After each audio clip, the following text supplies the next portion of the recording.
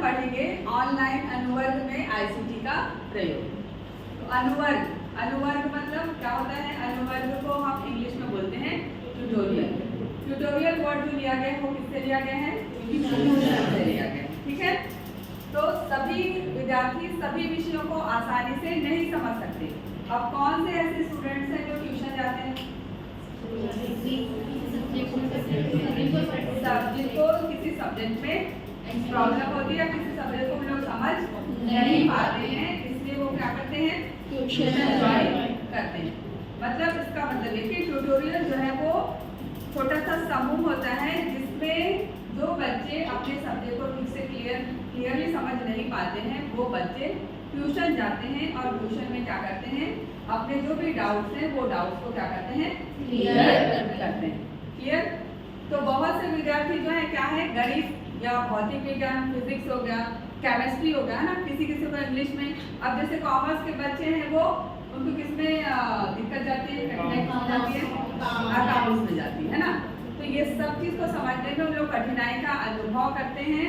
सभी शैक्षिक संस्थानों में सुसज्जित प्रयोगशाला, बहुत सारे प्रैक्टिकल जो लैब्स हैं वो हम देखते हैं, है ना।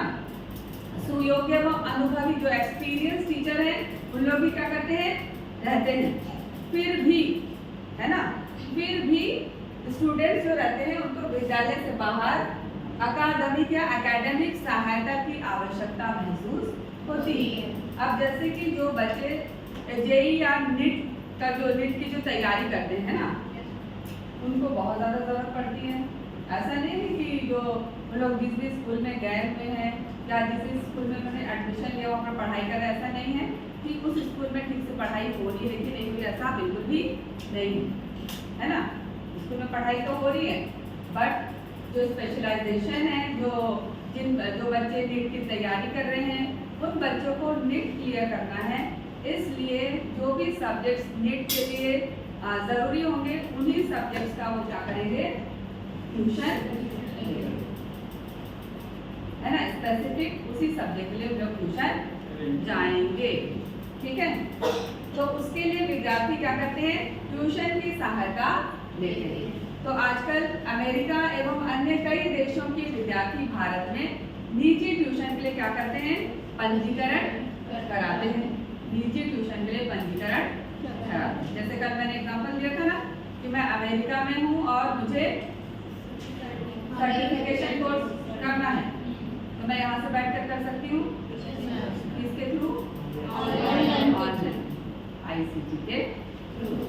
ठीक है, इसमें उनको ऑनलाइन पढ़ाया जाता है और यह सब आईसीटी के द्वारा ही संभव हो पाया। तो जो भी चीजें आज की डेट में हम देख रहे हैं या कर रहे हैं वो किसके थ्रू संभव है? आईसीटी के थ्रू। आईसीटी का फुल फॉर्म क्या है? इंफॉर्मेशन एंड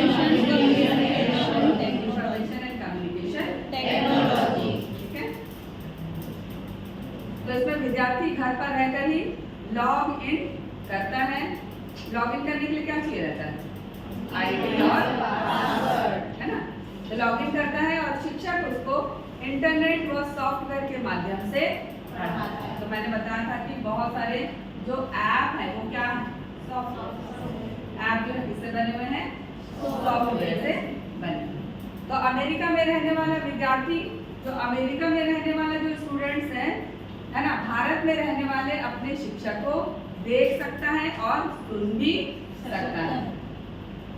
और विद्यार्थी से प्रश्न, विद्यार्थी जो स्टूडेंट है वो जो टीचर है उनसे क्वेश्चन भी पूछ सकता है और जो टीचर है उसका जवाब soft board, power point presentation या अन्य उपलब्ध सॉफ्टवेयर के माध्यम से देता है ना। और यह जो अंतःक्रिया या जो इंटरैक्शन सेशन जो है ये एक साथ होती है, चाहे वो स्टूडेंट अमेरिका में हो, चाहे वो टीचर इंडिया में हो, या स्टूडेंट इंडिया में हो और टीचर अमेरिका में हो। सारी चीजें संभव है इसके कारण से आईसीटी, थैंक्स टू आईसीटी।